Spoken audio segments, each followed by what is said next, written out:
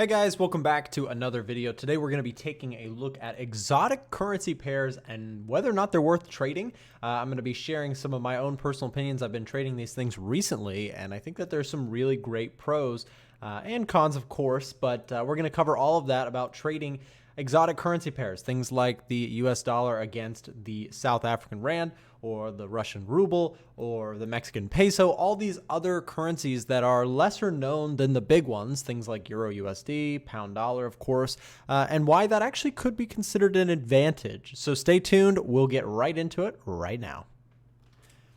Hey guys, welcome back to the channel. My name is Nick. I talk all about trading and investing, and I try and keep it real. I know there's a lot of hype and there's a lot of people making it look too good to be true out there when it comes to trading, but this is the reality of trading. Trading requires a lot of research. It requires a lot of time invested. There's nothing in life that's easy money. We know this.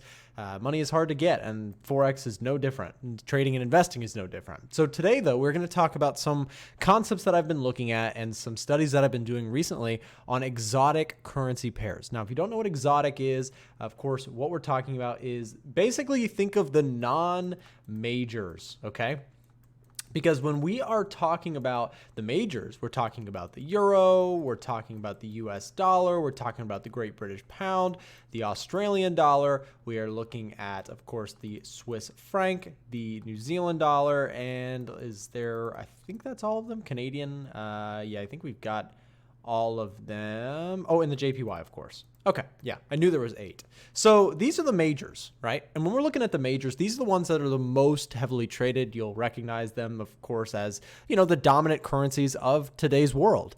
Now, we've got some other currencies. Of course, every country, for the most part, has a currency that they use. And there's other ones, like in South Africa or in Mexico, like I mentioned in the intro, right? So we've got different currencies that are still actually tradable.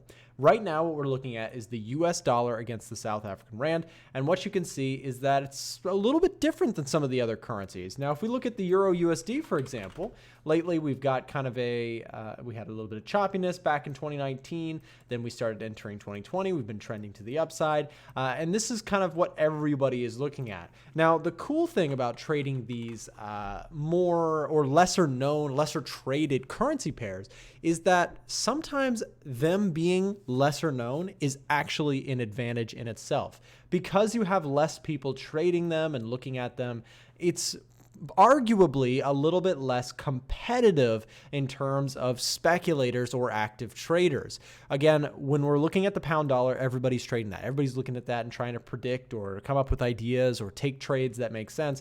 But less people are fighting over trying to trade the USD versus the South African rand. Of course, there are still people trading it, but it's much less than the majors. Now, the reason that this is interesting is because sometimes when you get that sort of scenario, you can actually go back in time, back to like the 60s and the 70s.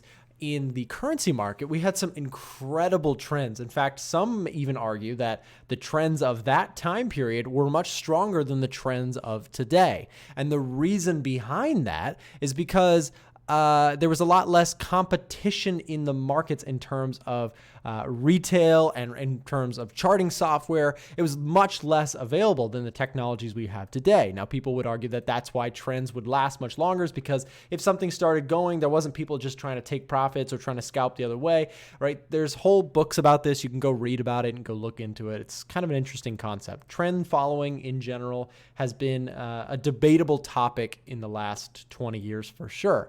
But regardless, the idea here is that perhaps we could test this, of course. Perhaps the USDZAR and other things like that could be tradable in the sense that they might be good for trends since there's less competition on the charts.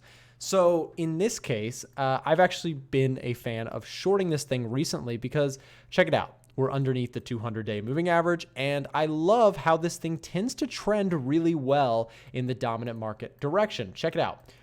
Basically, we can see, here's an example of a steady downtrend underneath the 200-day moving average. Here's an example of one that didn't work out, but then check it out. We had a pretty good downtrend here, and then a nice steady uptrend here. And what we're doing right now is just from a big picture standpoint, we're looking at, how trendy does this thing appear to be?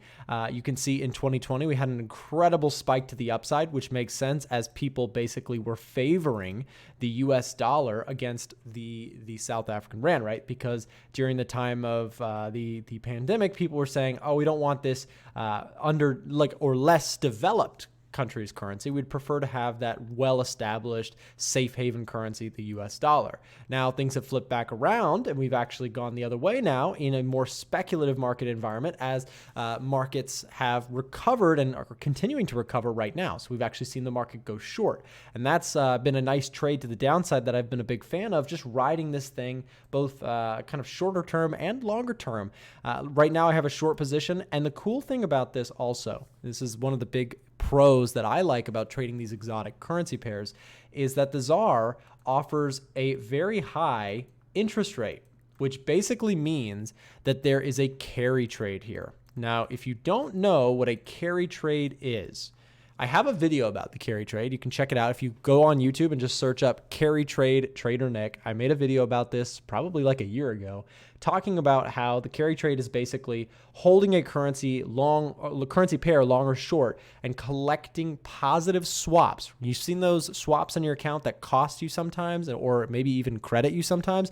Well, this pays you to hold it short at the time of making this video. Now that can change, and the way you can keep up to date with that is you can go to our website, a1trading.com, and then go to software, go to A1 Trading Dashboard, and then check this out.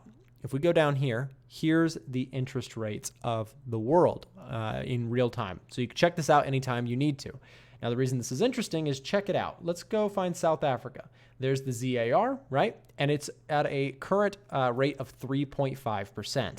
That is greater than the 0.25% that the US dollar is offering. And the reason that is significant is because if we do a little basic math, we can see that if we were to sell this, right, and take that money and instead go buy the South African rand, right, that pays us more interest. So we're selling it and it's costing us interest, but then we're getting paid 3.5, right? So 3.5 minus 0.25, that's a sum, right? We're making a positive interest, and that's where you get a positive swap. Okay. And so that is right now the current situation. We sell the US dollar, we buy the ZAR, and we get paid a positive swap. Now, it's not an incredible amount of money that you're going to get paid. And I wouldn't argue, you should probably not just take a position just because and just try and go with it. You should probably still do all your research and all your analysis and take your own time with your own trades. But I'm just saying that there is that positive swap. And I've been collecting it recently, which is really, really cool because it's just paying me to hold this position short. Of course, that can change if the interest rates of these particular currencies change. But let's look at another one, USDMXN. This is the US dollar versus the Mexican peso. And if we go back really quick, 4.25%. This one pays even more to be short on this currency pair. These are rates much higher than some of those standard current ones right now in the markets. In fact, I'm really fascinated with trading some of these lesser known currencies because of these positive swaps that pay you high. Now, you may be asking, well, Nick, what about that Turkish one?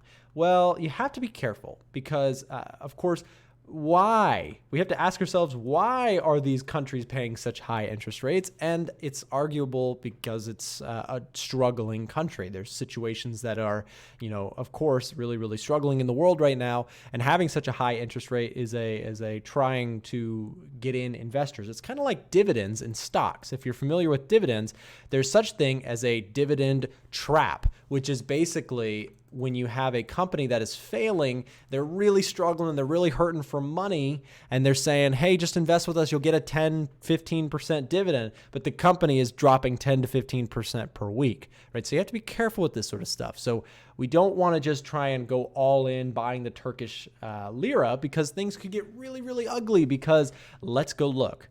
This is another thing to be aware of. We go to USDTRY. This is the Turkish lira.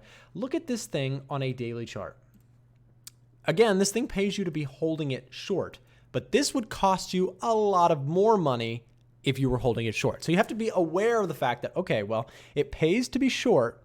However, If the market itself goes up significantly, the swap won't help you at all. So you have to think about these things.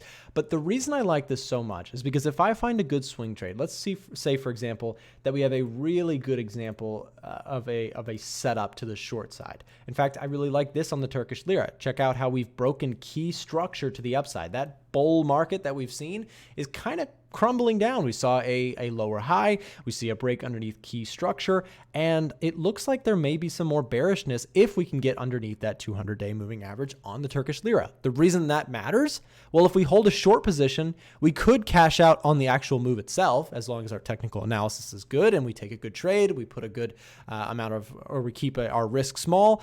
But the best part of it is not only will we collect from a good move to the downside if we are short and it actually moves in our favor, we will also be able to collect a positive swap. And in this case, a pretty decent one at that rate, because again, the Turkish lira is paying 17-point-something% in positive swaps.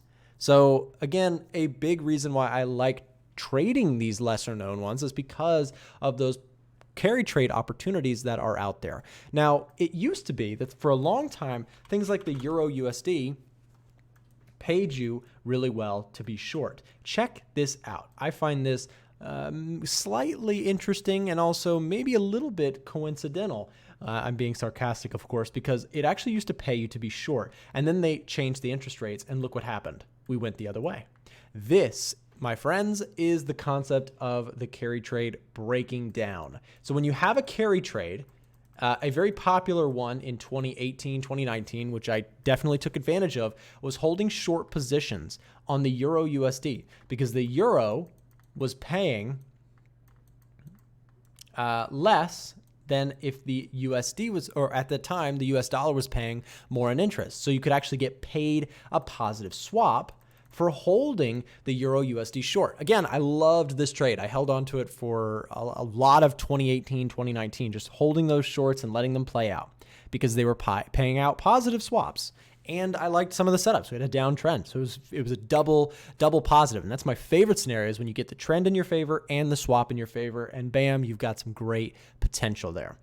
Then 2020 happened, and the US dollar said, hey, we're not paying out interest like that anymore. We got to cut rates. And we all know, or a lot of us probably know, that cutting interest rates is a big, scary thing for the markets, because it shows that the government is, less, they're being more conservative. They're more trying to stimulate the economy, right? Well, we saw things flip back the other way, and now you see the euro appreciating the US dollar because that carry trade they broke it down. Like, the carry trade no longer existed on Euro USD. The carry trade itself is nothing new. It's an ancient method. And perhaps I'll do a full video on the carry trade itself, and we'll talk about this. But the USD changing interest rates drastically changed the scenario. So there's no longer carry trade opportunities on the Euro USD for the most part, minimal, right? If you look at, again, some of these minor pairs, that's where things get interesting. Holding this short pays out really well.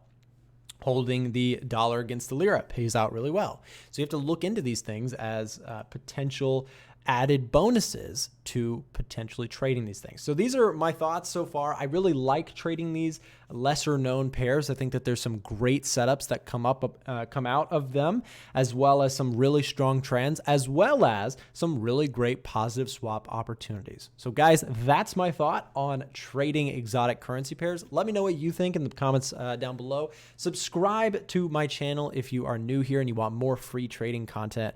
I don't have a course for sale. I just put out tons of free stuff for you guys here on YouTube. If you would like to trade with me, you can join our premium community. Myself and my team of traders and staff members work really hard to create, probably, in my opinion, of course, I'm going to say this, the best trading community on the internet. But again, go check it out for yourself, see if you agree. Thanks so much, and I hope you guys have a great rest of your day, and we'll see you back in the next video.